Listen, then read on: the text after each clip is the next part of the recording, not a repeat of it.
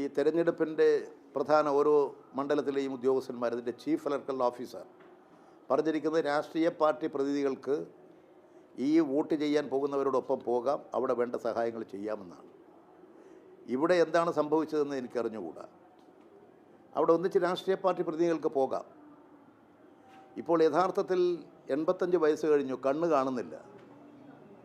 അവർക്ക് പരസഹായം തേടാം. പരസഹായം തേടിക്കൊണ്ട് അവർക്ക് വോട്ട് ചെയ്യാനുള്ള അവകാശമുണ്ട്. ഇതെങ്ങനെയാണ്, എന്താണ് സംഭവിച്ചത്? പരസഹായം തേടിയതാണോ, അവരുടെ ബന്ധുക്കളാണോ? ഇതൊന്നും എനിക്കറിഞ്ഞുകൂടാ. പക്ഷേ ഇത് ഒരു വോട്ടിൽ വന്ന പ്രശ്നം, വോട്ടാകെ ഇതാണ്.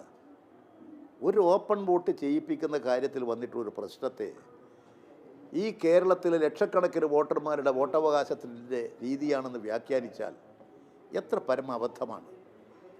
ആ പ്രശ്നം എന്താണെന്ന് മനസ്സിലാക്കി നിയമപരമായ നടപടികൾ സ്വീകരിക്കുക, അതാണല്ലോ ചെയ്യേണ്ടത്.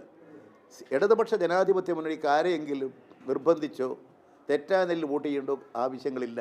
ജനങ്ങൾ ഞങ്ങൾക്ക് വോട്ട് ചെയ്യും, ജനങ്ങൾ ഞങ്ങൾ ജയിപ്പിക്കും. അതുകൊണ്ട് ഞങ്ങൾക്കൊരു ഭയപ്പാടുമില്ല. ഭയപ്പാടുള്ളവരാണ് ഇത് പേടിച്ച് നിലവിളിക്കുന്നത്. അതിൻ്റെ ഭാഗമായിട്ടാണ് ഈ ഒരു ചെറിയ സംഭവത്തെ കേരളം മുഴുവൻ ഇങ്ങനെയാണ്. അത്രയല്ലേ വോട്ടുള്ളൂ.